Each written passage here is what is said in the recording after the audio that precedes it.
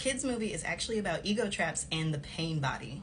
Joe, a middle school band teacher, is offered a full-time position, but that's not enough for him because he has dreams of becoming a jazz musician. The ego has a foundation in lack because it's what separates you from the outside world, meaning that when you're stuck in the ego trap, you're consistently going to have the feeling that I am not enough.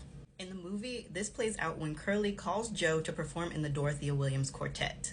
Glad you made it. My boy Bishop said he sat in with you on a set last year in Brooklyn. Said you were great. Well, you'll remember for a coffee shop. Joe is Ray Gardner's son. So, we're down to middle school band teachers now. So he auditions and he enters the flow state, which is a state of egolessness. As a result, he gets the part, but then as he's leaving, he falls into a manhole where his soul then leaves his body. Joe doesn't think it's his time to go because he hasn't fully lived, so he falls into the great before, which is where new souls gain their personality before incarnating on Earth. So Joe comes up with a plan to impersonate a mentor so he can get back to Earth, and he's paired up with a new soul named 22.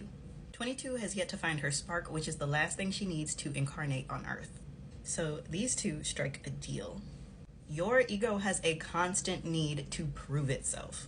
That's why Joe, being stuck in the ego trap, is looking back at all his past memories, trying to prove to 22 that he is a jazz musician. That's why he looks back at his life as meaningless, because he hasn't earned the results, the accomplishments, or accolades that would prove that.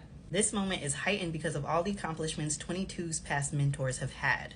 And you might not relate to Joe on this surface level, but if you've ever had that feeling of wondering when it's going to be your turn, when you're going to get whatever you're chasing that's going to bring you lasting happiness, you may also be stuck in the ego trap. For us, what happens next in the movie shows us how to break free from that, so we're not always chasing after happiness.